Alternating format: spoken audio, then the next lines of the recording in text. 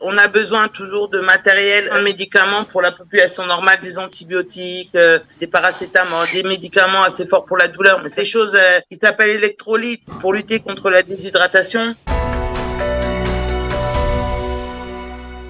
On va commencer avec Julie. Alors Julie Layani, Olivier, tu te souviens? Bien sûr, on avait parlé avec elle presque les premiers jours de exactement, une infirmière courageuse qui avait un hôpital de campagne à 10 km du front, mais qui n'avait plus de matériel. Depuis, la solidarité a fait son effet.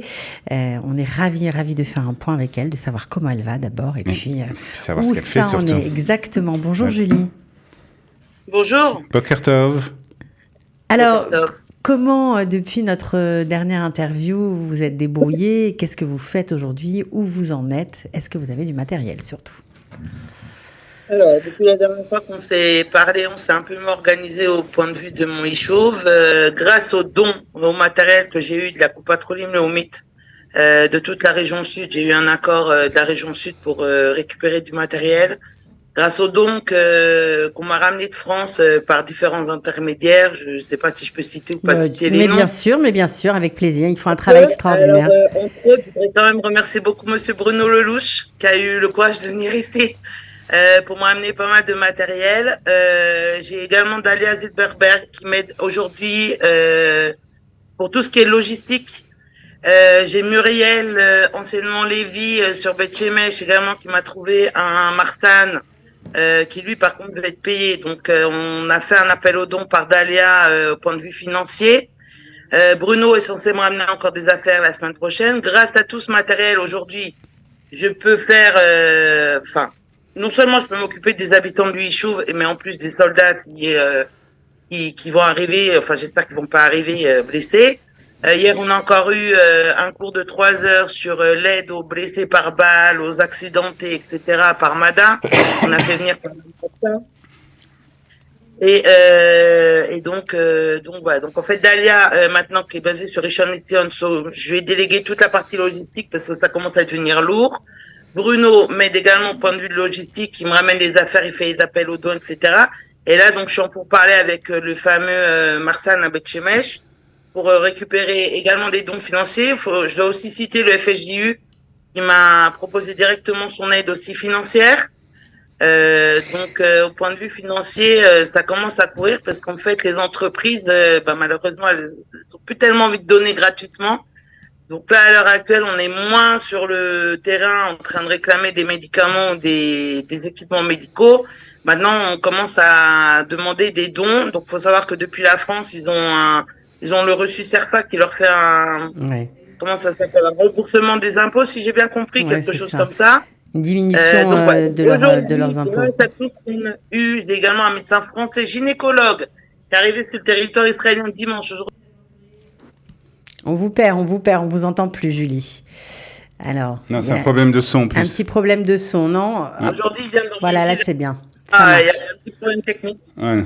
Il vient dans mon village, le médecin gynécologue, pour s'occuper des femmes enceintes, des femmes qui voudraient des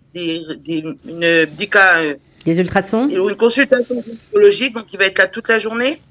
Oui, parce que pendant ce moment-là, il faut comprendre que les dispensaires sont fermés, donc on peut pas avoir de visite chez le médecin normal. Donc la vie continue malgré tout, et les femmes qui sont enceintes ont besoin d'un suivi. Bah oui.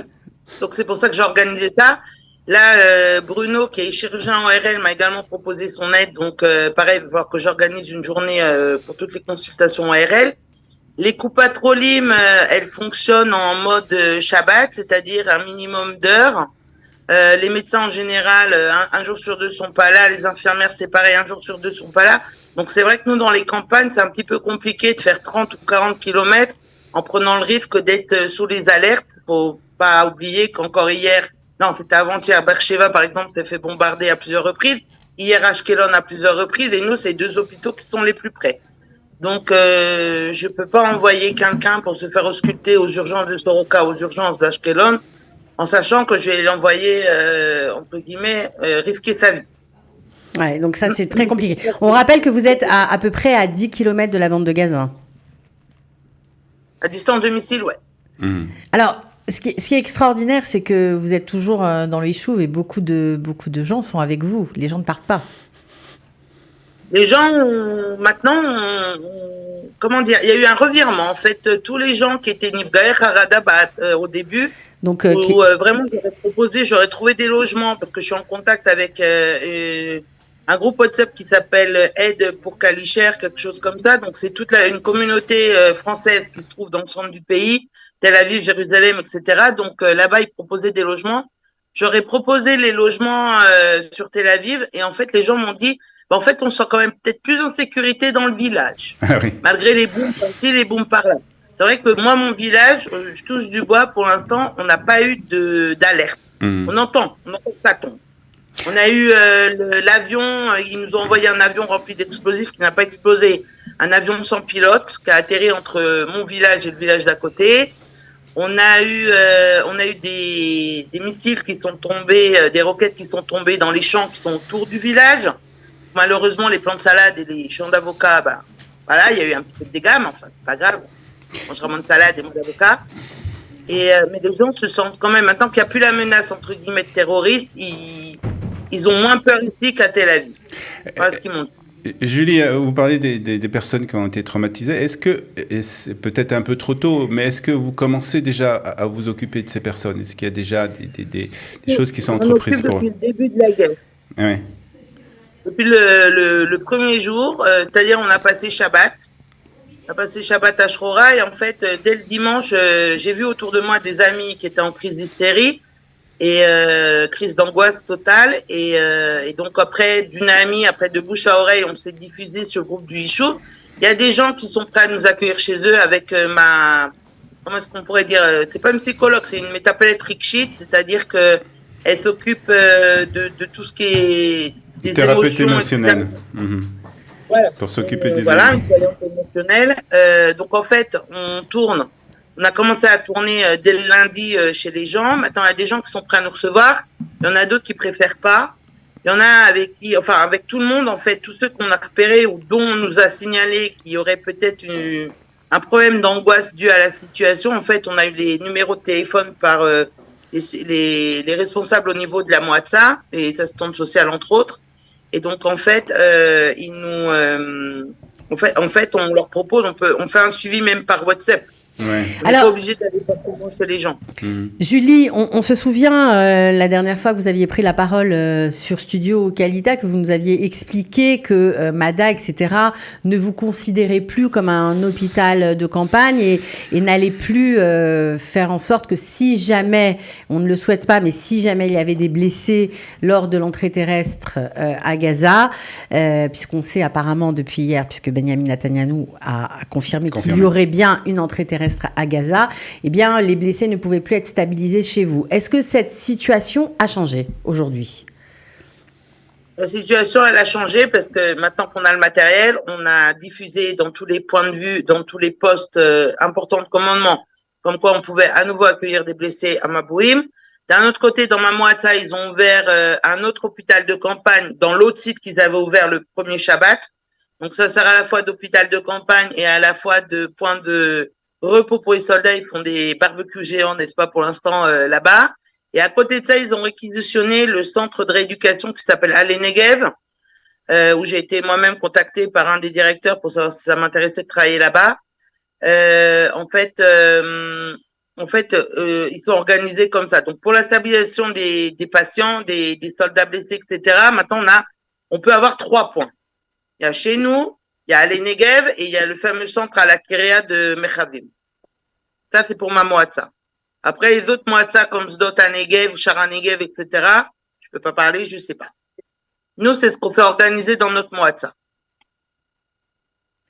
En tout cas, c'est quelque chose d'important à savoir, parce que ça change la donne quand même sur le terrain, quoi. Alors, qu'est-ce que vous avez besoin aujourd'hui? De quoi vous avez besoin le plus? Aujourd'hui, je sais que Cathy, vous avez le numéro de Monsieur Bruno Lelouch, donc peut-être vous pouvez essayer de. Ok, on va vous mettre en contact. Voilà. Et s'il y a besoin, je vous donnerai le numéro d'Alia sur Rishon LeZion qui s'occupe vraiment de toute ma logistique au jour d'aujourd'hui. Donc, on a besoin toujours de matériel. Là maintenant, on a besoin de médicaments.